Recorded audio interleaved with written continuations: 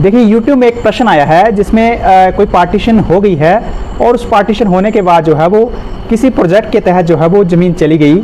अब उनका ये पूछना है क्या सभी हिस्सेदारों को जो है वो मुआवजा मिलेगा। तो देखिए ऐसा है कि इसमें दो सिनेरियो जो है वो उत्पन्न होते हैं कि सबसे पहले तो ये देखा जाएगा कि ये जो पार्टीशन है ये अगर हो गई है तो उसमें ऐसा है कि जिस भी व्यक्ति के हिस्से में वो पर्टिकुलर लैंड आई है या जिन जिन हिस्सेदारों से संबंधित उस ज़मीन में किसी प्रोजेक्ट का निर्माण हो रहा है तो क्लेम उसी को ही मिलेगा,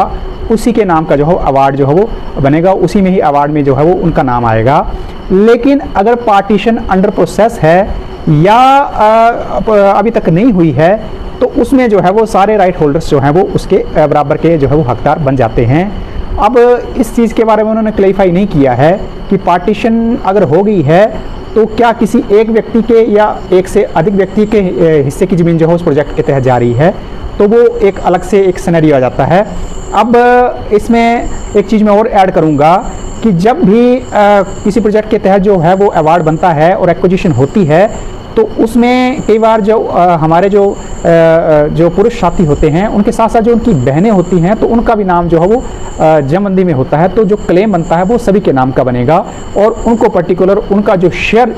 जो जमबंदी में होगा, जमबंदी फर्द में जो हिस्सा होगा उस हिस्से के अनुसार जो है उनका क्लेम जो है वो बनता है और उनको उस हिसाब से जो है वो एज़ पर डिक्लेरेशन फॉर्म जब वो सबमिट करते हैं तो उसी के हिसाब से जो है वो क्लेम का पैसा जो है उनके खातों में आता है। तो ये जानकारी है। बाकी आपका ज़मीन से संबंधित कोई प्रश्न होगा तो आपने जरूर पूछना है। बाकी मिलता हूँ एक अगले वीडियो में एक नई जानकारी लेकर, तब तक जय हिंद, जय भारत, जय हिमाचल।